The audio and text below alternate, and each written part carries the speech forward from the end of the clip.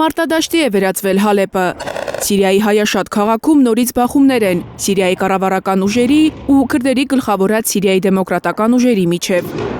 Ռազմական գործողությունների հետևանքով առնվազն 9 մարդ է զոհվել, բազմաթիվ վիրավորներ կան։ Ծանր հրետանիով, հրթիռներով, անօդաչու թռչող սարքերով մարտերը երկու թաղամասերում են՝ Շեյխ Մաքսուդում ու Աշրաֆիայում։ Կողմերը միմյանց մեղադրում են նախահարձակ լինելու համար։ Սիրիայի պաշտպանության նախարարությունը հայտարարել է, որ քրդերի գլխավորած ուժերը անօդաչուներով թիրախավորել են ռազմական դիրքերն ու բնակելի շրջանները։ Պետական Սանա լրատվական գործակալությունը հայտնել է, որ Ալ-Միդան թաղամասի բնակելի շենքերի վրա արձակված վերջին կրակոցներից զոհվածներից 2-ը երեխա են։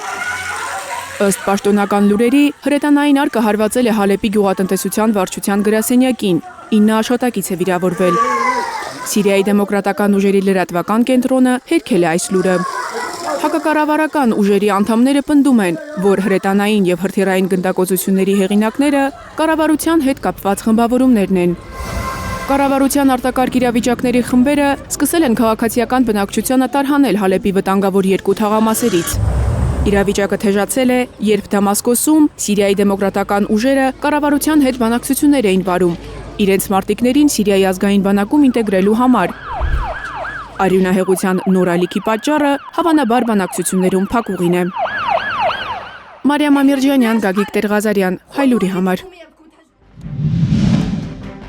Հայաստանում եւ աշխարհում տեղի ունեցող իրադարձությունների մասին առաջինն իմանալու համար բաժանորդագրվեք մեր ալիքին, սեղմեք զանգակը, որ բաց չթողնեք ամենահրատապը, ամենակարևորն ու հետաքրքիրը։